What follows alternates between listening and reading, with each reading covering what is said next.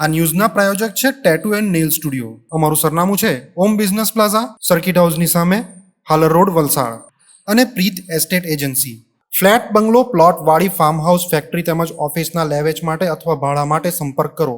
Daman town વિસ્તારમાં drainage લાઇનના કામને પગલે કેટલીક જગ્યાએ રોડની વચ્ચોવચ ખાડા ખોદવામાં આવ્યા હતા. ડ્રેનેજનું કાર્ય પૂર્ણ થયા બાદ આ ખાડા માત્ર કપચીઓ નાખીને પૂરી દેવામાં આવ્યા છે. વરસાદમાં કપચીઓ પોચી જમીનમાં અંદર સુધી ખૂંપી જતા માર્ગ પરથી પસાર થતા ભારે વાહનોના ખાડામાં ફસાઈ જવાના બનાવો બની રહ્યા છે. જેમાં આજે સુરતના પલસાણાથી ચીઝ ક્રીમનો જથ્થો ભરીને દમણમાં ખાલી કરવા આવતો એક આઈસર ટેમ્પો નંબર GJ19Y5154 નો ચાલક દમણ ટોકીઝ સામેના રોડ પરથી પસાર થઈ રહ્યો હતો ત્યારે રોડ પર કપચીઓ ભરેલા ખાડામાં ટેમ્પોનું ટાયર ફસાયું હતું.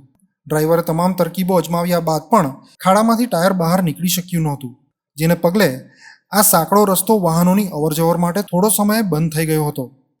અંતે ટેમ્પોને ખાડામાંથી બહાર કાઢવા ક્રેન મંગાવી પડી હતી અને ક્રેન મારફતે ટેમ્પોને ખાડામાંથી બહાર કાઢીને રોડને ખુલ્લો કરવામાં આવ્યો હતો.